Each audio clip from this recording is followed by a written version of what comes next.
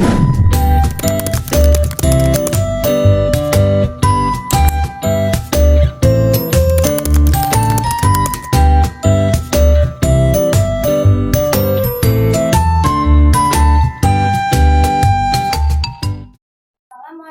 warahmatullahi wabarakatuh. Tepangkeun nami Abi Elva, Abi di kelas 8E.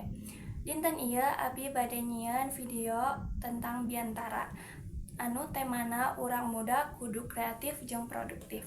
Wilujeng enjing salam sejahtera pikeun urang sadayana. Para tamu anu dipihormat, rekan-rekan anu kuring hormati, sareng sadayana duduluran anu aya di dieu. Acan urang mimitian hayu urang panjatkeun puji syukur ka Allah Subhanahu wa taala anu parantos masihan nikmat sehat sahingga urang tiasa ipilumpat dina acara ieu kalayan riang gumbira.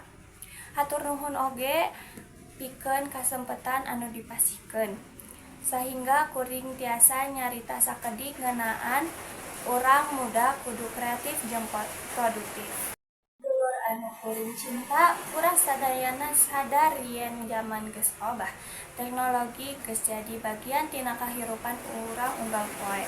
Tapi ieu mangrupakeun tantangan sakaligus kasempetan pikeun urang sadayana, utama para nonoman.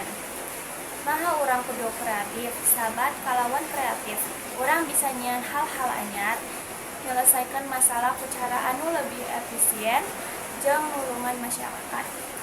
Sedangkan produktif hatina urang dengan kudu mikir tapi oge ngalakukeun hiji hal anu hasilna bisa dirasakeun.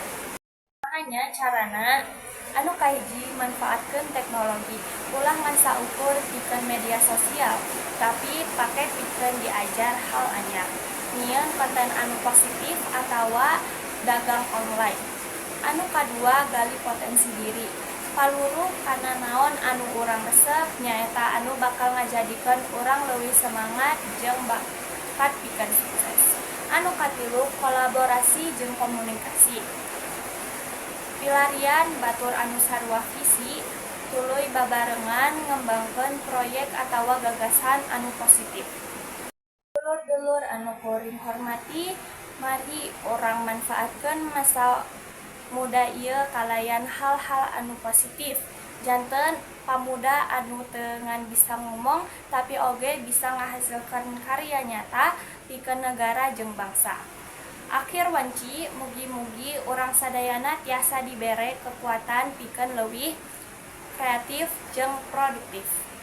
Hatur nuhun pikeun parhatosana wilujeng santen teras kasuhun.